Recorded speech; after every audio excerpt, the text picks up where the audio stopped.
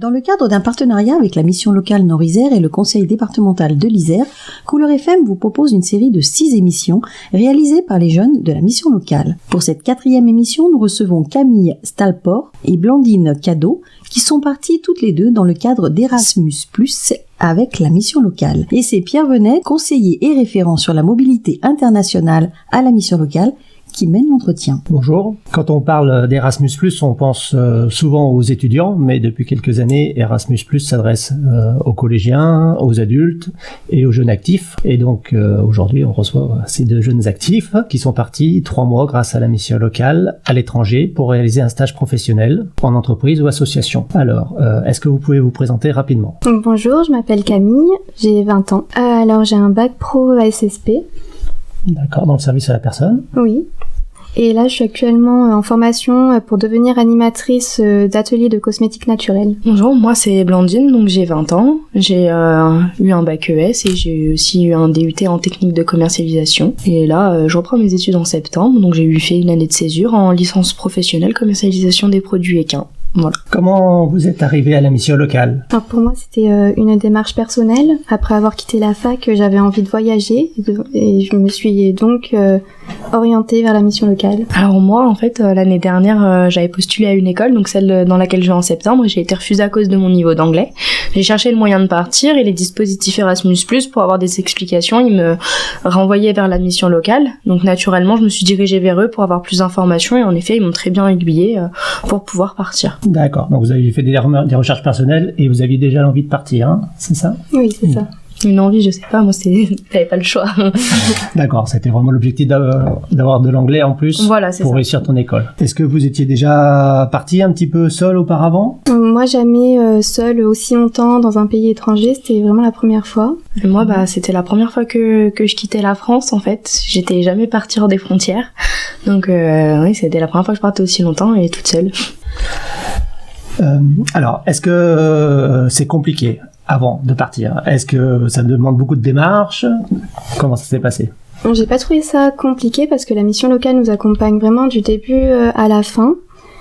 Il n'y a pas beaucoup de démarches, il y a juste une lettre de motivation à faire et puis d'attendre la réponse. Oui, c'est vrai que, pour ma part, on n'était pas dans la même mission locale et c'est vrai que, de partout, on nous tient vraiment la main. La démarche, du coup, elle était assez simple. Il y avait juste le dossier à faire et après, c'est plus personnel que c'était dur que administrativement parlant, on va dire. Donc voilà, c'est pour dire effectivement que c'est pratiquement clé en main. Hein, donc il y a effectivement juste un petit dossier à remplir. Et après, le service de mobilité, donc le réseau régional des missions locales à Lyon, qui gère le dispositif et qui effectivement organise tout, que ce soit le départ, le lieu de stage. Alors, où avez-vous fait votre stage ? Est-ce que ça correspondait à vos vœux ? Je suis partie à Malte, c'est là où je voulais aller. Et où ça, tu l'as fait, Camille ? J'ai fait mon stage dans un premier temps au Popeye Village. Et ensuite, j'en ai changé parce que ça se passait pas très bien avec le personnel. Du coup, après, j'ai fait animatrice dans les hôtels de Malte. Où là-bas, je pouvais animer du coup le stretching, l'aquazumba. C'était vraiment varié et très intéressant. D'accord. Sans avoir du tout d'expérience dans ce domaine-là au départ ? Ah non, pas du tout. Et la langue ?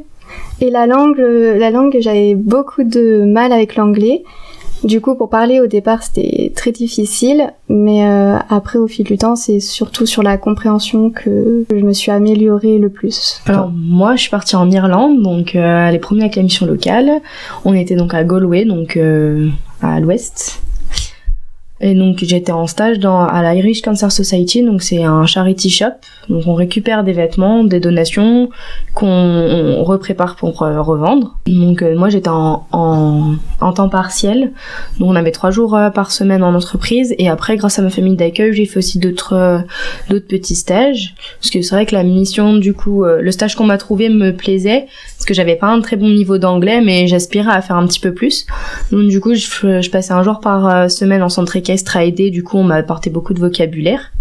Et aussi j'allais 2 demi-journées par semaine dans une salle de sport aider. Et donc ça me faisait aussi beaucoup parler et avoir une autre approche. J'ai beaucoup travaillé avec des enfants en salle de sport, parce qu'il y a des cours pour les enfants, c'était bien. Alors vous parlez de famille d'accueil, c'est-à-dire que vous avez déjà en partant, vous avez déjà votre logement. Comment ça se passe? Oui. Vous les avez choisis? Vous en choisis? Comment ça? Alors on nous demande quand même ce qu'on veut au départ. Par exemple, si on a des phobies et tout ça, on nous met pas dans une maison par exemple où il y a un animal où on est phobique, voilà. Et après, oui, on a choisi. Enfin, on a choisi si c'était une famille. Nous, après, ça s'est imposé à nous en Irlande. Je sais qu'à Malte, il me semble que c'était différent. Oui, à Malte, on n'est pas en famille, on est dans des appartements avec les autres jeunes du programme. Combien de quelle nationalité? Toutes nationalités confondues ou que des Français? Là, que des Français. Ouais, en fait, ça dépend. Hein. Donc, en fonction des destinations, c'est soit des familles d'accueil, seules ou avec une autre personne, un autre jeune du groupe. Et à Malte, voilà, ça peut être des colocations à 5-6 personnes, jusqu'à 10 personnes. Donc c'est plus facile de communiquer si on est avec des Français, ça empêche peut-être de parler trop anglais? Oui, c'est sûr, c'est plus simple, mais après on progresse aussi moins en anglais. Après, ça dépend. Enfin, moi, je sais qu'avec ma famille, j'échangeais. Après, il y a des fois où on échange un petit peu moins. Enfin, il y a des jours où on se croisait plus dans la maison qu'autre chose, donc c'était nous la dire bonjour, comment ça va, et c'était fini. Donc après, c'est vrai que c'est sympa au niveau échange, et puis on l'entend, rien que le fait d'entendre de l'anglais tout le temps, de baigner vraiment dedans, mais sinon, enfin, ça a quand même son côté sympa d'être en famille, c'est sûr. Que retenez-vous de ces 3 mois à l'étranger? Alors pour moi, ça a été une belle expérience où ça m'a permis de progresser en anglais, surtout sur la compréhension. Et le fait d'être seul, puisque vous n'étiez pas parti à l'étranger seul, là aussi, c'était pas trop difficile? Au début, avant de partir, j'avais un peu peur, mais après, une fois là-bas, on est comme entouré parce qu'on est avec les autres jeunes. Du coup, on se soutient mutuellement. Et qu'est-ce que ce stage vous a apporté comme expérience, Ça m'a permis de découvrir un autre pays, une nouvelle culture, de voir comment on vit dans un autre pays que la France. Et c'est très enrichissant. En Irlande, c'est vrai que ça m'a beaucoup apporté au niveau culturel, même si c'est pas une culture bien différente, mais une ouverture d'esprit. Après, forcément, du coup, beaucoup d'anglais. Pareil, beaucoup sur la compréhension, plus que sur l'écriture, forcément. Mais j'ai essayé de travailler ça après et pendant, mais c'est vrai que, vraiment, la compréhension, c'est ce qui vient le plus. Et après, ça apporte un petit peu aussi de confiance en soi, parce qu'on se dit que on arrive dans un autre pays qu'on connaît pas, on est un petit peu tout seul. Bon, il y a quand même la mission locale qui nous accompagne et l'organisme sur place, mais le fait de se dire que maintenant on pourrait partir un peu n'importe où, et avec nos 2-3 mots d'anglais qui sont un petit peu mieux maintenant aussi, et on pourrait se dépatouiller à trouver plein de choses. Donc c'est plutôt rassurant. Est-ce que vous avez une anecdote ou une expérience qui est pour vous la plus marquante dans ces 3 mois? Peut-être une galère, une rencontre? Alors pour moi, la plus marquante, ça a été une rencontre. Du coup, j'ai fait la rencontre de mon copain qui est parti avec le même programme que moi. Moi, c'est pas vraiment une anecdote, mais j'ai fait un petit voyage au Connemara de 3 jours, et ce qui était hyper marquant là-bas, c'est que j'avais l'impression de retourner en France. Les serveurs, ils beaucoup parlaient français, et on a vu une voiture immatriculée 69 avec les gens du programme. On s'est dit, mais c'est fou, on est rentrés. Et après, j'ai fait des rencontres de plein de Français aussi là-bas. Sur une chambre de Airbnb, sur 8 lits, il y en avait que un qui était occupé par un Anglais. Le reste, c'était que des Français. Et du coup, j'ai fait de super aussi rencontres là-bas. Voilà, ça c'était peut-être la petite chose qui m'a marqué. C'est vraiment Connemara, déjà c'est magnifique comme on le dit, et en plus j'ai l'impression d'être en France, de m'exprimer comme je voulais, donc c'était vraiment cool. Et vous avez gardé des contacts avec les personnes que vous avez rencontrées à l'étranger? Les Français, oui. Après, les Anglais, j'ai contact avec ma mère de famille puisqu'elle était enceinte quand j'y étais, donc pour la naissance et tout ça, j'ai gardé un petit peu contact. Et mes collègues de travail, un petit peu, mais de temps en temps. Mais c'est vrai que j'aime bien les charrier de temps en temps. Quand ça me vient, quelque chose qui me fait penser à eux, je leur envoie un petit message et voilà. Camille? De temps en temps avec d'autres personnes du programme, mais c'est rare. Bon, c'est vrai que quand on parle d'Erasmus en France, on pense beaucoup au film de Cédric Clapiche, L'auberge espagnole. L'auberge espagnole, hein, donc c'est vrai que effectivement, c'est des rencontres qu'on garde aussi, hein, donc voilà, vous l'avez vécu. À part ça, du coup, qu'est-ce qui est le plus difficile quand même pour vous? Est-ce que avoir osé partir, quitter ses proches, la barrière de la langue, qu'est-ce qui vous a paru le plus difficile? Pour moi, c'était la barrière de la langue. Parce que j'avais vraiment du mal en anglais, du coup à me faire comprendre, et puis à comprendre les autres aussi. Je crois que c'était un peu tout au début, la barrière de la langue, le manque de la famille, de manque de repères. Et après, c'était vraiment parce qu'il y a Erasmus+ qui nous avait envoyé un petit diapo avec les étapes d'un voyage. Alors il y a un peu la nuit de noces au début, on est tout content, et après ça descend très très vite, et après ça remonte tranquillement pendant les 2 derniers mois. Et c'est vrai que moi j'ai pas eu une noce très longue, j'ai eu une chute très rapide, et donc ça c'était dur quand même. Mais une belle expérience. Mais une belle expérience, forcément. Il y a des jours où on se dit dans le bus, waouh, je suis en Irlande, on regarde à côté, on fait quand même, c'est pas mal.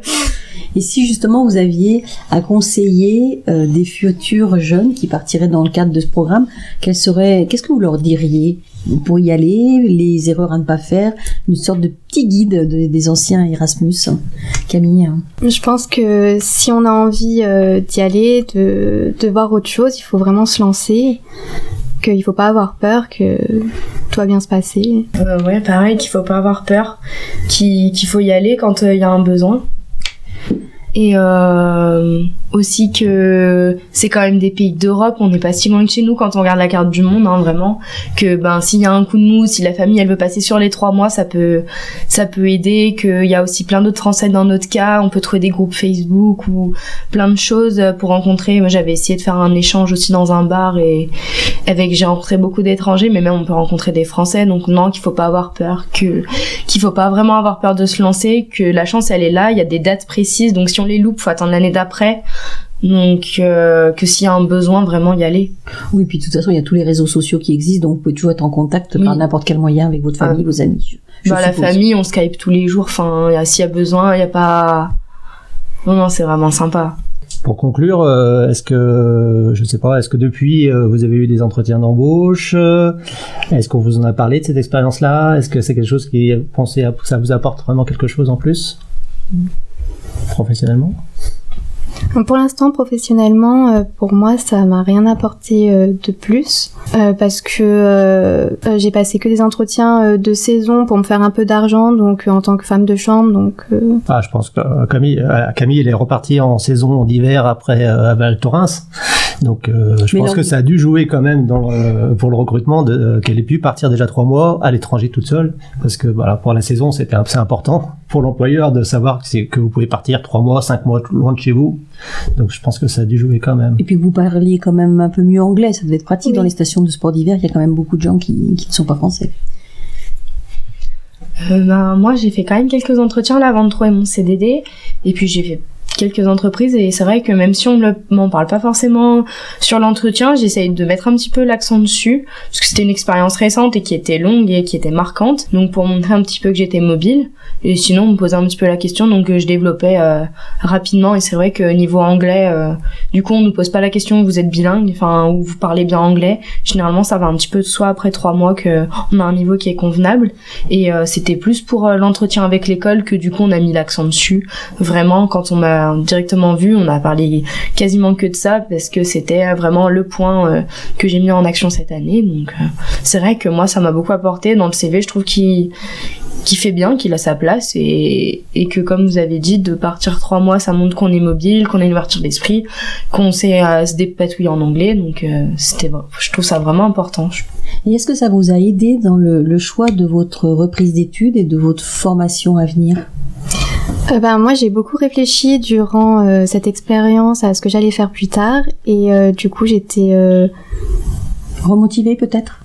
Oui, et puis j'ai beaucoup réfléchi là-dessus, et du coup j'ai, on va dire, trouvé ma voie. Ça faisait longtemps que j'y pensais, et à force ça a émergé. Oui. Non, moi Vous aviez déjà un projet établi? Voilà, j'avais déjà mon projet. De toute manière, en partant, justement, c'était pour mettre en œuvre mon projet. Ça a bien marché, donc c'est plutôt bien. Voilà, c'est vrai que cette action, elle permet de transformer les jeunes, de les booster. Il y a beaucoup de jeunes qu'on ne revoit pas forcément après, parce que ça y est, ils sont repartis sur autre chose, une autre destination. Ou alors, effectivement, il y en a qui décident de reprendre des études, qui changent de voie, qui ont trouvé leur voie professionnelle. Voilà. Donc certains pensent qu'effectivement ça peut être des vacances à un moment donné, c'était un peu ça les remarques, mais non, c'est vraiment quelque chose d'enrichissant et qui transforme un peu la vie. Et du coup ça a commencé comment, le système Erasmus+? Ça fait longtemps que ça existe un petit peu, ou parce que nous on en a bénéficié, mais c'est vrai que on s'est jamais posé la question de quand est-ce que c'était commencé. Donc au sein du réseau des missions locales, Il y avait une association sur Saint-Étienne qui proposait effectivement les mêmes services avec une gamme un petit peu différente d'actions. Et depuis 3 ans, c'est vraiment le réseau d'émissions, donc l'association régionale des missions locales, qui gère ce consortium, comme on appelle, et qui l'a aussi ouvert maintenant à d'autres missions locales de France, même si c'est toujours géré par notre association régionale Auvergne-Rhône-Alpes. Et donc, il y a 720 mobilités pour la prochaine année. Donc, ça fait effectivement un des plus gros consortiums de France, avec les compagnons du Tour de France, par exemple, pour les apprentis. Voilà, c'est un dispositif qui est bien implanté depuis un petit moment. Alors, combien de jeunes partent tous les ans, par exemple, à la mission locale Nord-Isère? Vous arrivez à en faire partir combien? Donc, sur 2018, il y a eu 12 jeunes. Voilà, c'est un bon résultat, on est assez content.